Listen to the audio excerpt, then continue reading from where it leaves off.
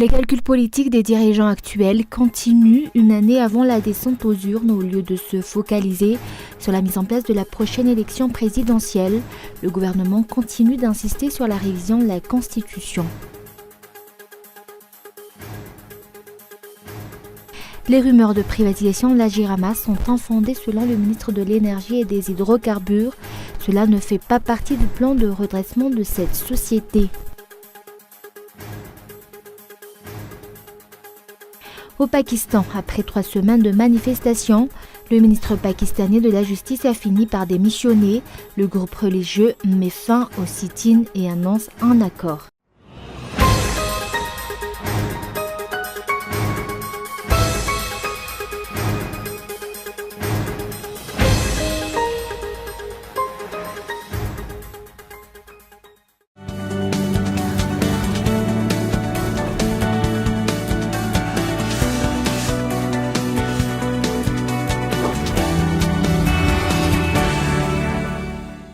Tena te ilalo pari PMUB tsy anefa tsy afaka mivoaka ny trano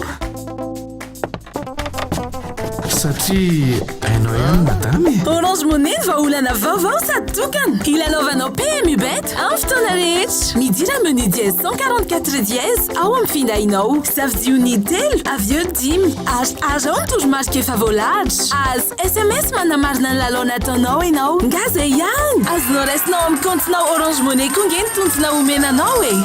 Page PMUBet amin'ny Orange Money. Midira menu dièse 144 dièse safidy telo avy eo 10. Orange.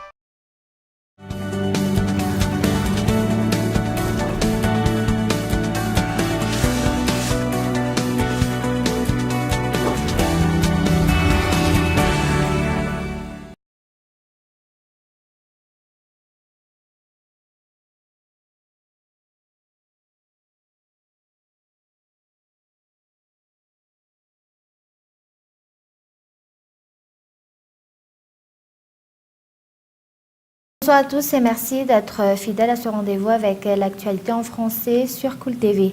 À la une, les calculs politiques des dirigeants actuels continuent une année avant la descente aux urnes au lieu de se focaliser sur la mise en place de la prochaine élection présidentielle. Le gouvernement continue d'insister sur la révision de la Constitution. D'autre part, le parti HVM commence à entamer une propagande à l'exemple des derniers événements à Mahajang selon un sociologue. Reportage. Une année avant la date prévue pour l'élection présidentielle, la priorité du gouvernement devrait être la préparation du processus électoral. La révision de la Constitution ne devrait plus être abordée actuellement selon un sociologue. D'autre part, la campagne électorale que le parti HVM fait à travers les actions du gouvernement, à l'exemple des événements qui ont été organisés à Mahajang en fin de semaine, ne passe plus inaperçue aux yeux des observateurs. Une autre preuve des abus de pouvoir faits par le parti du chef d'État. Selon moi, les dirigeants marient actuellement propagande des actions gouvernementaux. Les dirigeants profitent de leur position pour entamer à l'avance leur campagne électorale. À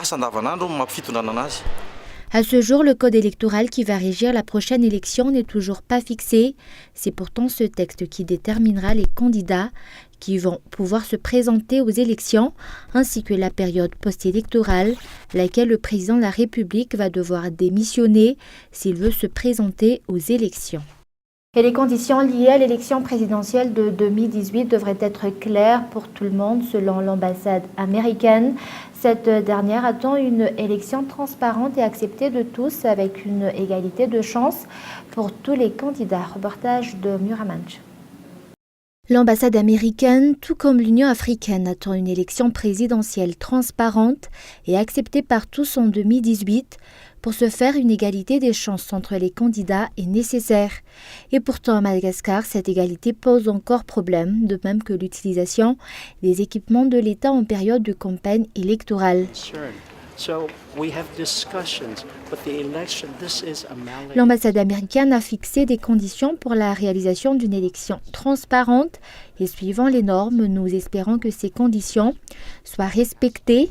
Cela va dépendre de la volonté de chacun de réaliser leurs responsabilités respectives.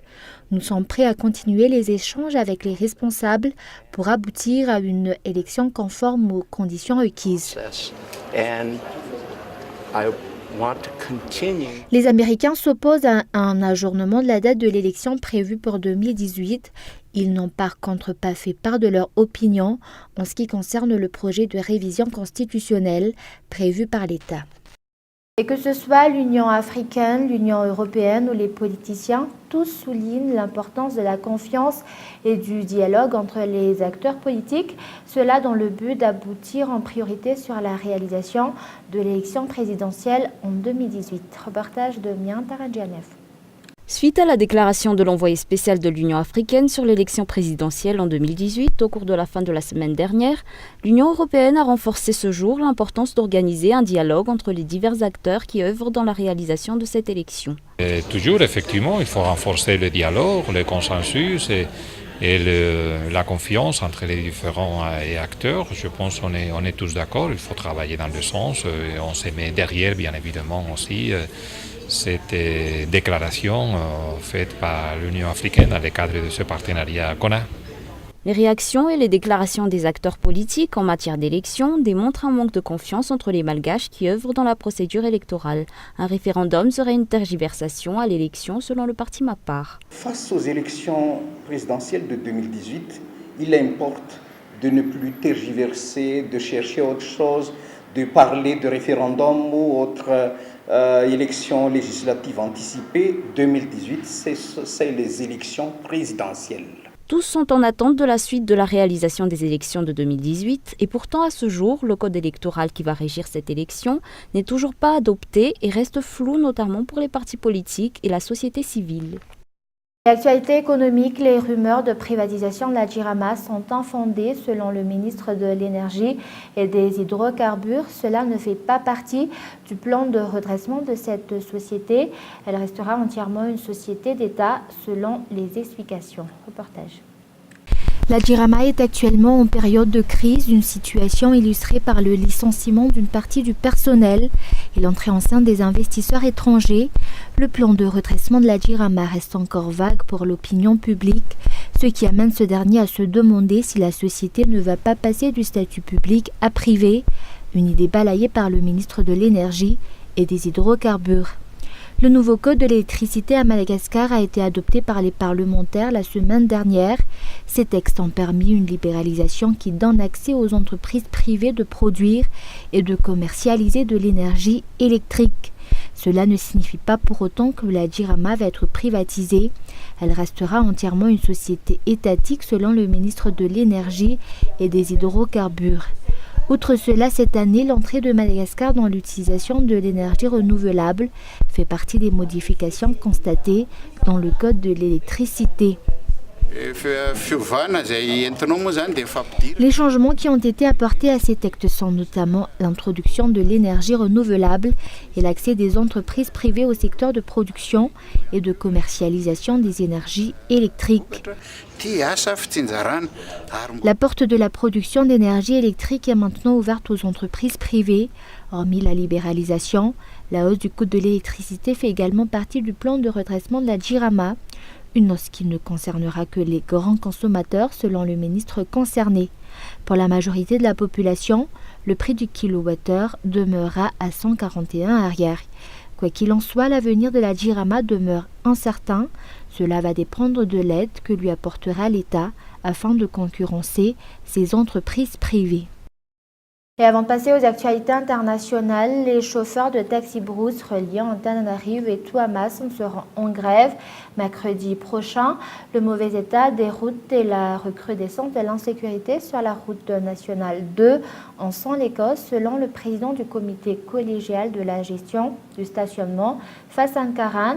Et d'autre part, les conducteurs conducteurs de camions et empruntant cet axe vont également participer à cette grève. Une grève qui risque de s'étendre si les dirigeants ne réagissent pas face aux requêtes de ces transporteurs, car à ce jour, les transporteurs sont les seuls à faire les frais des conséquences de cette insécurité et du mauvais état des routes. Et place aux actualités internationales, le pape François est arrivé ce matin en Birmanie, une visite inédite et délicate. Il s'apprête à aborder des questions sensibles. Reportage de France 24. Que dira le pape François sur le sort des Rohingyas? La communauté internationale et le pouvoir birman guetteront les propos du souverain pontife, même si ce voyage a semble-t-il été décidé bien avant l'exode massif de ces musulmans face à ce que l'ONU qualifie de nettoyage ethnique. L'enjeu pour l'Église catholique, ce serait plutôt d'abord la transition de la Birmanie vers la démocratie, transition incarnée par Aung San Suu Kyi, qui partage désormais le pouvoir avec la junte militaire. Le pape François essaye de soutenir le processus de réconciliation au Myanmar et par conséquent de limiter le pouvoir militaire. Non pas parce qu'il en a le pouvoir, mais parce qu'en renforçant Aung San Suu Kyi et en délivrant ce message lors de sa visite, il peut aider la communauté internationale à jouer un rôle plus actif dans l'avenir au Myanmar. Avant de partir pour Rangoon, le pape, dont aucun de ses prédécesseurs ne s'est rendu en Birmanie, a adressé un message diplomatiquement neutre, se disant impatient de rencontrer la population locale, dont une toute petite minorité est catholique. Si le pape a déjà par le passé pris publiquement la défense des Rohingyas, cette fois le cardinal Charles Beau, archevêque de Rangoon, l'a semble-t-il convaincu de faire quelques concessions pour ne pas enflammer une situation très sensible, comme ne jamais prononcer le mot Rohingya et lui préférer la formule musulman de l'État d'Arakan. Si jamais le pape prenait fait et cause d'une manière trop accentuée vis-à-vis des minorités, ces minorités, une fois que le pape aurait quitté le territoire birman, auraient certainement donc un effet retour assez désagréable à leur sujet. Donc le pape fera très attention dans ce qu'il choisira et de défendre et de critiquer. Et pour éviter tout impair diplomatique, le pape ne rencontrera les représentants des Rohingyas qu'une fois au Bangladesh voisin. Ce sera la seconde partie de son voyage asiatique. Le Bangladesh, pays qui glisse depuis 10 ans vers un islam rigoriste. Et là, ce sont les chrétiens notamment qui sont victimes de persécutions. Au Pakistan, après 3 semaines de manifestations, le ministre pakistanais de la Justice a fini par démissionner. Le groupe religieux met fin au sit-in et annonce un accord. France 24. Coup de gaz lacrymogène, la police pakistanaise disperse ses manifestants. Depuis 3 semaines, ces membres du parti islamiste Tehreek el-Abaï s'opposent violemment aux forces de l'ordre. Il reproche au ministre de la Justice d'avoir modifié une prestation de serment électoral avec un amendement. Avec ce texte, les élus ne devaient pas jurer solennellement que Mahomet est le dernier prophète de l'islam, mais seulement dire « je crois », quelques mots de moins, mais un blasphème pour les islamistes. Le blasphème, sujet très sensible au Pakistan. En 2011, un gouverneur de la province du Pendjab a été assassiné par un garde du corps pour avoir remis en question la loi sanctionnant de peine de mort les insultes à l'islam. Un meurtrier considéré comme un héros par le Tehreek el-Abaï. Les récentes manifestations ont fait 6 morts, des centaines de blessés et paralysé le pays en bloquant les axes routiers dans plusieurs villes. Tout cela est de la faute des religieux, leur attitude extrémiste. Ils ne se soucient pas de nous, des entreprises ont été détruites. Les gens sont incapables d'aller au travail, à l'hôpital, ils n'envoient pas leurs enfants à l'école. Ils font beaucoup de tort et les gens souffrent beaucoup. Ce n'est pas comme ça que s'élève le nom de l'islam. Ça lui porte préjudice. Ces derniers mois, le Tehreek el-Abaï est apparu à la surprise générale sur la scène politique pakistanaise. Militant pour des lois strictes sur le blasphème, le mouvement a enregistré des succès croissants lors des dernières élections, de quoi modifier le rapport de force politique avant les élections législatives de 2018. Et avant de se quitter, je vous rappelle les grands points de ce journal. Les calculs politiques des dirigeants actuels continuent une année avant la descente aux urnes au lieu de se focaliser sur la mise en place de la prochaine élection présidentielle. Le gouvernement continue d'insister sur la révision de la Constitution. Et les rumeurs de privatisation de la Jirama sont infondées selon le ministre de l'Énergie et des Hydrocarbures. Cela ne fait pas partie du plan de redressement de cette société. Elle restera entièrement une société d'État, selon toujours les explications. Et enfin au Pakistan, après 3 semaines de manifestations, le ministre pakistanais de la Justice a fini par démissionner. Le groupe religieux met fin au sit-in et annonce un accord. Et voilà, c'est la fin de ce journal. Merci de votre fidélité. Au revoir et bonne soirée à tous.